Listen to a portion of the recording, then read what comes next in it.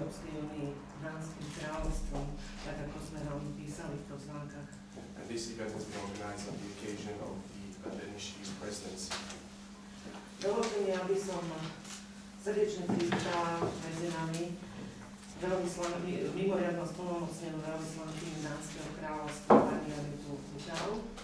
Let me please welcome Her Excellency Danish Ambassador Anita Hugau. Pána Michala Grocha, ktorý nám prekladá z Dánskeho veľvyslanectva. And Mr. Michal Groch interpreting from the Danish Embassy. A pána riaditeľa Petra Tvrdoňa, ktorého poznáte. Predstavíme ešte nášho kolegu. And we also have Mr. Director from BBN, as you already know, and then Mr. Steen von Rakosi Petersen from the Danish Embassy, the Vice Consul. Ďakujem pekne. Ja myslím, že pôjdeme in medias res a poprosíme pani veľvyslankyňu, aby uviedla celé toto podujatie, ktoré sa začína dnes o 13. hodine. So I would like to give the word to Her Excellency, Ms. Ambassador, to start the speech. Thank you. Good morning, everybody, and welcome to this event from my side too. I'm happy to see so many representatives here this morning. And remarkably, everybody is females. When it's culture, yeah, that's the fact. Takže v prvom rade by som sa všetkých chcela privítať a poďakovať vám, že ste prišli. Je veľmi zaujímavé, že ste tu vlastne všetky ženy, čo je taká zvláštnosť, pretože to vyzerá tak, že pokiaľ sa jedná o kultúru, tak záujem majú prevažne ženy. The week of Hans Christian Andersen, Dinum, Danum, Lium Laum in Danish, is easier to say, will run from the 17th until the 22nd of this month. Týždeň Hansa Christiana Andersena bude teda prebiehať od 17. do 22. apríla. A ešte by som podotkol, že v dánčine je to vlastne Lium Laum, tak ako je to v slovenčine tá slovná hračka Dinum Danum. It's more or less the same in the pronunciation, or the sound at least in a way.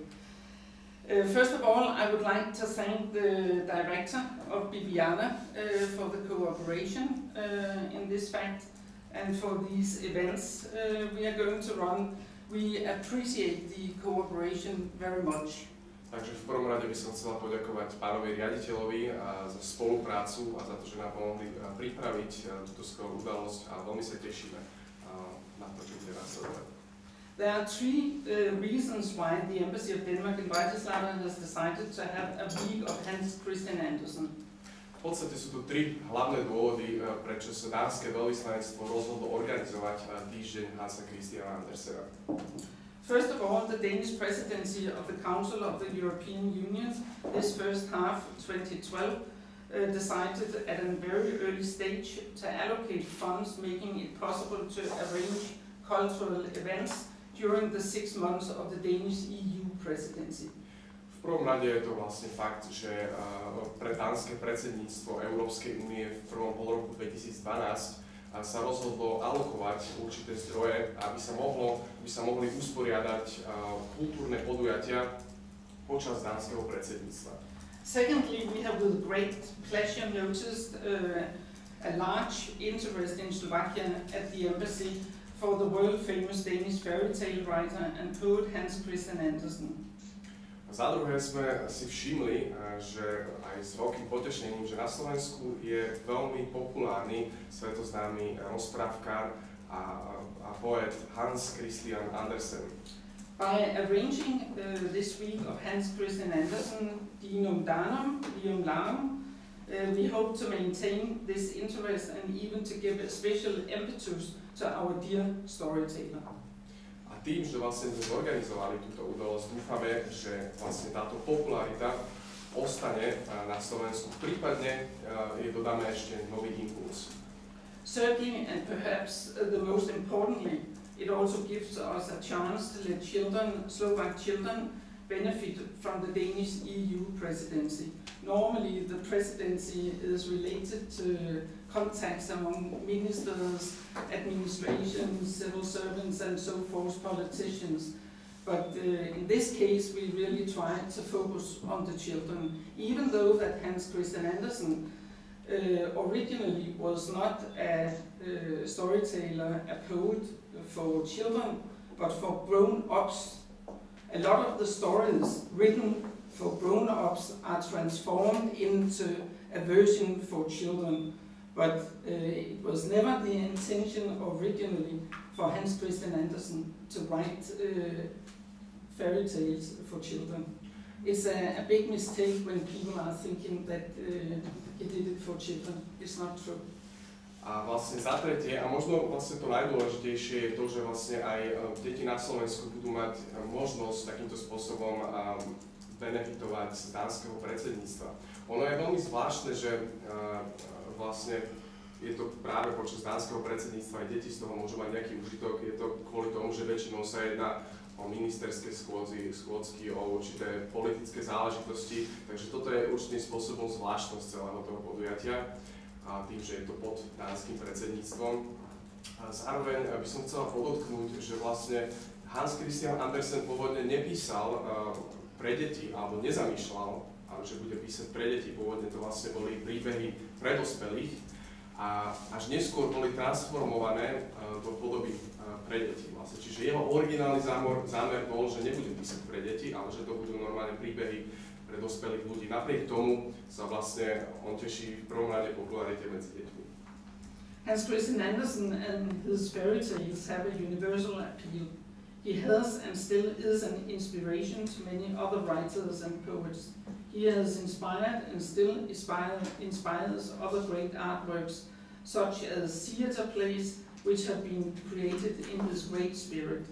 But most importantly, he created a magical world full of stories with witty characters and unprecedented ideas.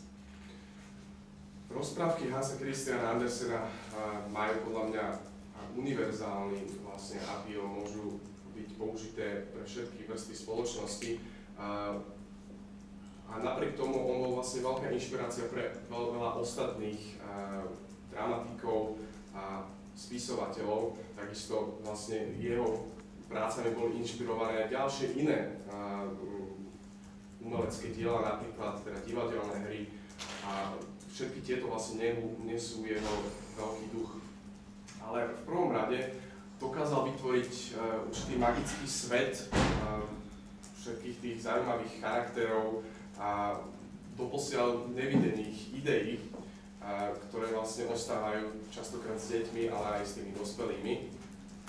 A takisto tieto idei a charaktery pomáhajú ľuďom, ale aj deťom, aby určitým spôsobom vytvárali svoju predstavivosť a aby duševne napredovali.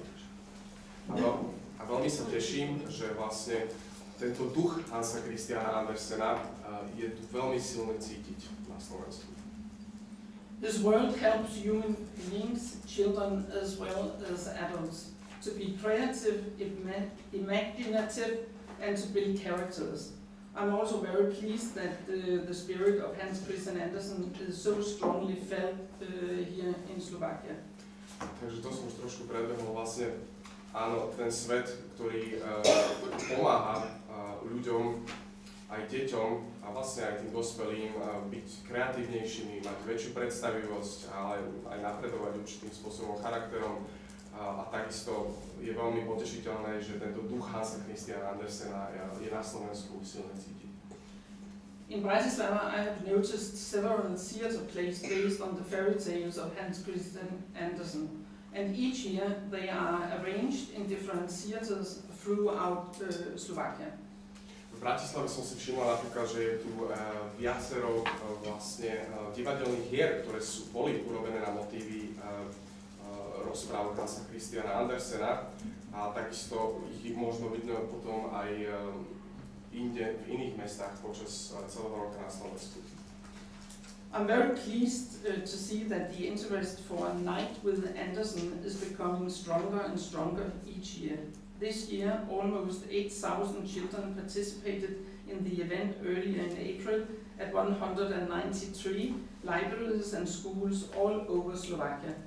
Veľmi ma teší, že vlastne Noc s Andersenom je čoraz populárnejšia každý rok. Vlastne tohtoročnú udalosť navštívilo takmer 8,000 detí Vlastne bola to udalosť, ktorá sa odohrala na začiatku apríla v 193 knižniciach a školách po celom Slovensku. Nakoniec to je zatiaľ všetko. Don't continue when I haven't said it.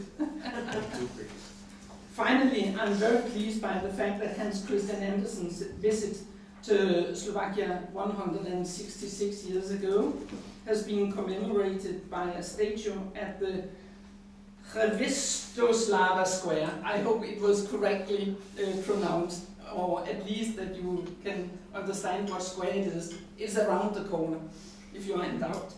Nakoniec ma teda veľmi teší, že vlastne návšteva Bratislavy Hansom Christianom Andersenom pred 166 rokmi si bola určitým spôsobom aj uctená tou sochou na Hviezdoslovom námestí. Dúfam, že som to teda povedal správne a dúfam, že ste pochopili, že som chcela povedať Hviezdoslovom námestí.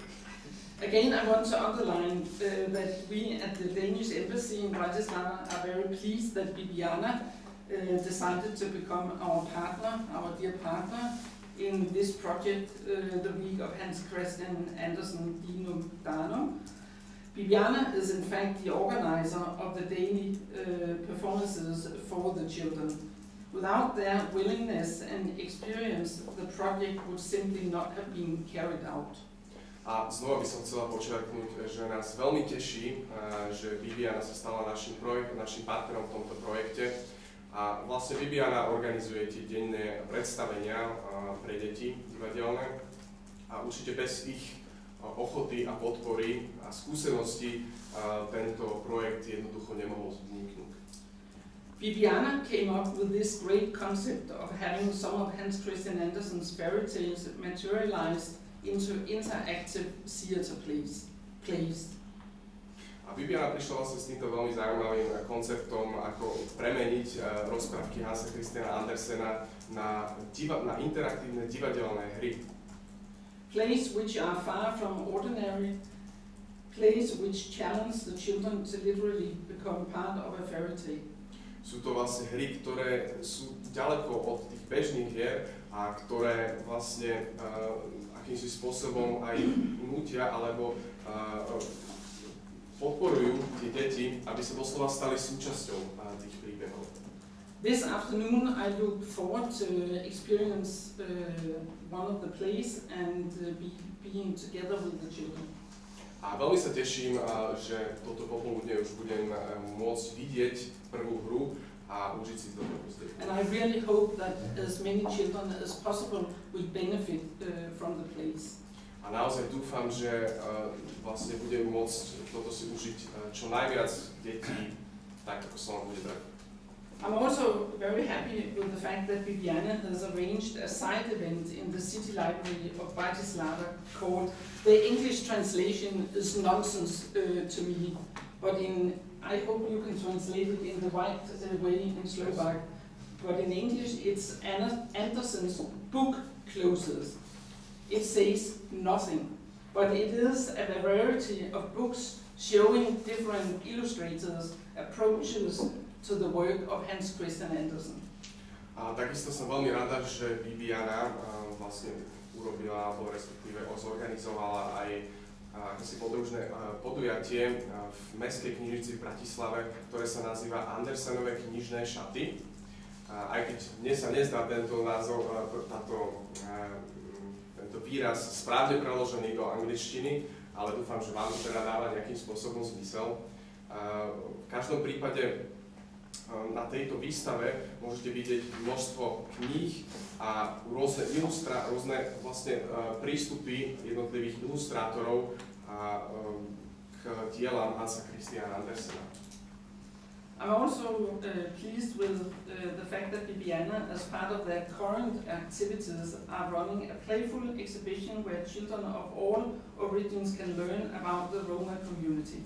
I'm sure it would have delighted Hans Christian Andersen to know about this, as he often himself felt as a minority. A mňa veľmi teší napríklad aj to, že Bibiana vlastne v rámci svojich súčasných expozícií a aktivít má v zbierke aj výstavu kde deti všetkých pôvodov si môžu sa naučiť niečo o rómskej komunite, o deťoch z rómskej komunity predovšetkým. A som si istá, že toto by veľmi potešilo Hansa Christiana Andersena, pretože on sám sa často považoval za menšinu. Finally, in cooperation with Bibiana, we are preparing a screening of the fairy tale film White Swans, which is based on one of Hans Christian Andersen's stories. A nakoniec v spolupráci s Bibianou sme takisto pripravili premietanie rozprávkového filmu Divé labute, ktoré je vlastne tiež vytvorený na základe rozprávky Hansa Christiana Andersena. What is special to us Danes about this film is that the artworks in the film are made by Her Majesty the Queen. A čo je pre nás, Dánov, veľmi vlastne špeciálne na tomto filme je to, že vlastne tie umelecké práce, vizuálne práce boli vytvorené kráľovnou Margaretou II. And Her Majesty yesterday turned 72 years old. Ktorá mimochodom včera oslavovala svoje 72. narodeniny. Still doing artworks. A stále sa venuje povedzme takéto umeleckej kreatívnej činnosti. The film will be screened at Cinema Ladost tomorrow at 10 a.m. A film sa vlastne bude premietať zajtra v Mladosti o 10. hodine. And afterwards, this film will be available for film festivals or other places, institutions where they want to show this film. A následne bude vlastne tento film k dispozícii povedzme aj filmovým festivalom, prípadne iným organizáciám, ktorí by ho chceli využiť neskôr na nekomerčné použitie. Thank you for listening. I'm sorry that it's getting a bit longer as we have to have the translation, but I do not speak Slovak, and therefore we have to have the translation to be sure. And I would like to hand over the word